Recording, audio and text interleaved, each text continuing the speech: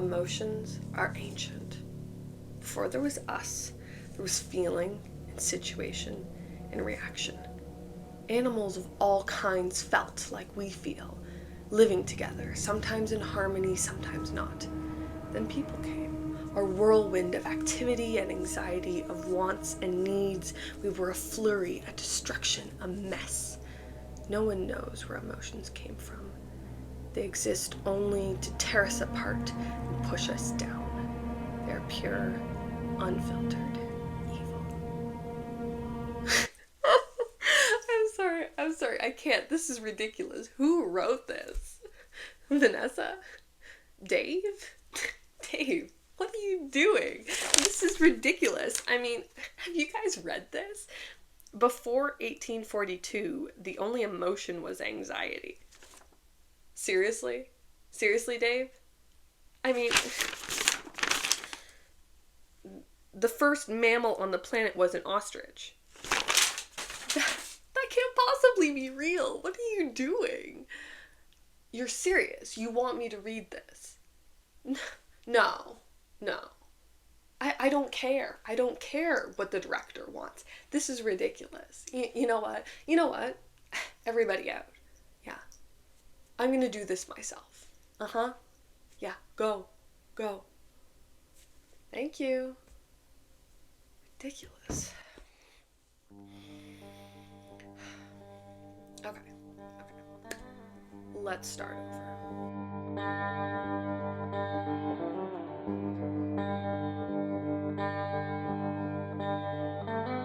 So I was watching Arcane the other day, and if you don't know, Arcane is a show that is fantastic and also emotionally devastating.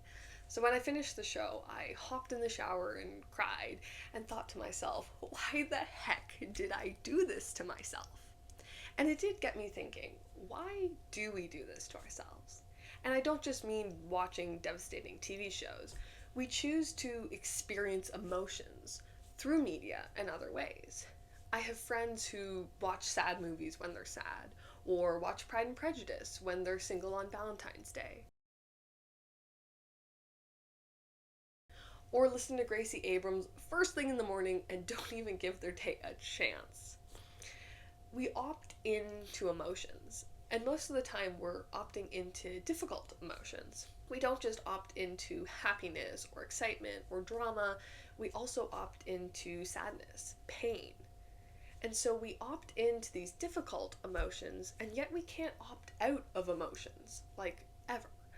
No matter how much you want to not feel something, or to not feel in general, you can't stop yourself from feeling. So, how does this work? We opt into emotions we can't opt out. We choose difficult emotions when we don't have to, and yet when difficult emotions do arise naturally, we try to run away from them. All I know is that human beings and emotions are really, really complicated. We are deeply emotional creatures, and we always have been. Yet, in our contemporary world, emotions are often ignored. With everyone and everything moving and advancing constantly, the culture of at least where I live in Canada is fast. There's no room for slowing down, for noticing how we feel.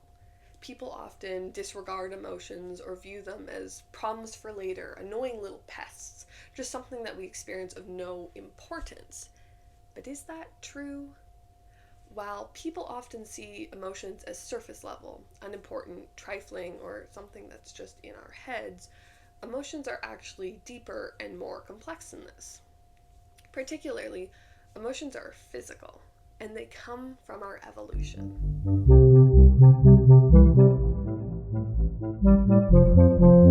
In their book, The Emotional Mind, The Effective Roots of Culture and Cognition, authors Stephen A. Asma and Rami Gabriel claim that emotional systems are central to understanding the evolution of the human mind.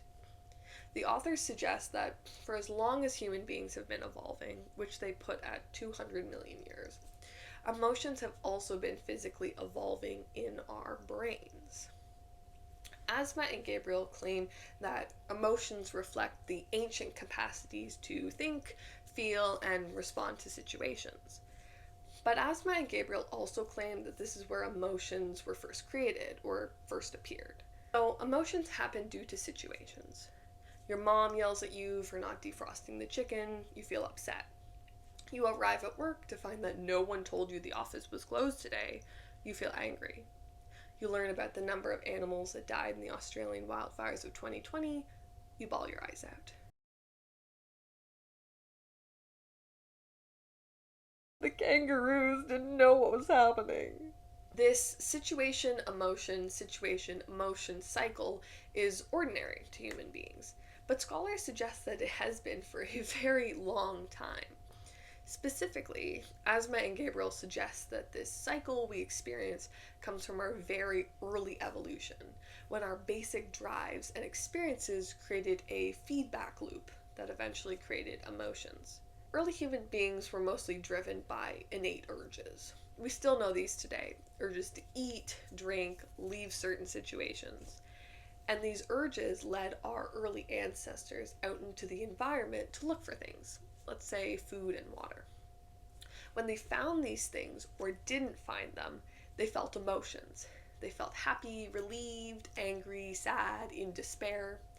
Their brains then created an understanding, or a feedback loop. If I feel thirsty, I go to find water. When I find water, I don't feel thirsty anymore, I feel happy. The feeling of thirst and the urge to find water leads to the emotion of happiness. In the modern world, of course, lots of people no longer have to trek very far for water, though plenty still do. But we still experience the same cycle. You're sitting at your desk when all of a sudden you think, oh, I need to go to the bathroom. You get up, go to the bathroom, and when you get back to your desk, you feel better. The innate urges of our ancestors shaped the modern emotions that we still feel today at their most basic level. But, okay, what about the non-basic level?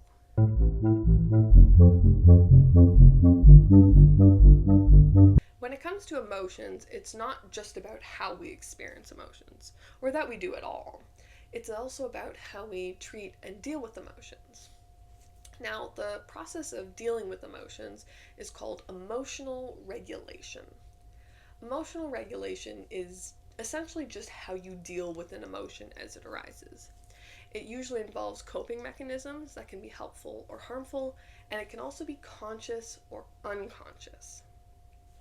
There are 101 ways that people emotionally regulate, but popular ones include reappraisal, which is a fancy way of saying that you think about a situation and how you feel about it, and suppression, which is You shove it way down. You just push it down. That's great. That's really good advice. the problem with suppression is that it doesn't solve the problem. Dealing with your emotions and working through them often leaves them resolved, or you feeling generally okay. On the other hand, suppression is just ignoring or denying your emotions, and as attractive as that may be sometimes, it doesn't actually make your emotions go away. Making your emotions go away is actually, in a word, impossible. Using emotional suppression too much can also have a long list of negative effects. For one, it can jeopardize your friendships and your relationships. Scientists also have found that children who use suppression a lot are more likely to experience more negative emotions and have a higher chance of emotional dysregulation. But even aside from this, emotional suppression is tied to various disorders and mental health conditions, namely depression, but also OCD, PTSD, personality disorders, schizophrenia, eating disorders, and anxiety. Emotional suppression is also at the core of a lesser known emotional disorder all on its own. This disorder is called alexithymia. Repeat after me. Alexithymia. Alexithymia. In Latin, alexithymia literally means no words for mood. Alexithymia is an emotional disorder that makes it hard to identify, understand, and deal with emotions. I actually have alexithymia, and this is usually the way that I explain it. Imagine you're on The Price is Right, But instead of prizes behind each of the doors, it's emotions. And you have no idea which emotion is behind each door. All you know is there must be emotions there, right? So you think and you think and you think, and eventually you make a guess. The first door opens. It's anger. Ah, okay, that makes sense. You did have a fight with your mom the other day, and it did seem to throw you off a bit. You guess it makes sense that you're angry at her. This is kind of how my emotions are for me. I know, logically, that I have emotions, but noticing them and then identifying them, it's hard. I can easily go days, even weeks or months being so upset about something that it is actively disrupting my life, and yet I have absolutely no idea that I'm feeling anything at all. Alexithymia is hard, and suppression just makes it worse. I think the worst part is actually that it's so easy to do. It's so easy to ignore or dismiss my emotions. For me, it's a conscious, intentional, grueling, everyday effort to just not suppress my emotions. But while suppression makes things worse, the opposite is also true. Working on my emotional recognition and regulation has helped me tremendously. But all of this is not to say that if you push down your emotions one time, you will end up with alexithymia on my twisted version of the emotion is right. Alexithymia is a disorder, but the point is that the way we deal with our emotions has repercussions, and it matters. It's more important than we sometimes think it is. In our modern world, emotional suppression is often allowed, even welcomed or encouraged.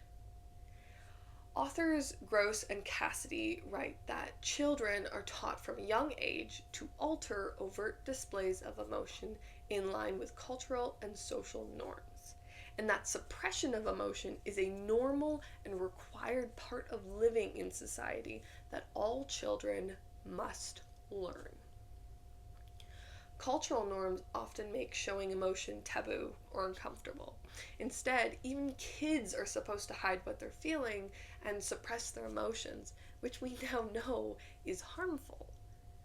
Yet this harmful tactic is deeply embedded in our everyday culture, the cultures of so many places across the world. Today, it seems as if our emotional, evolutionary minds have been lost in the AI 9-to-5 social media life. But at our core, this is not who human beings are. So how do you think this story goes?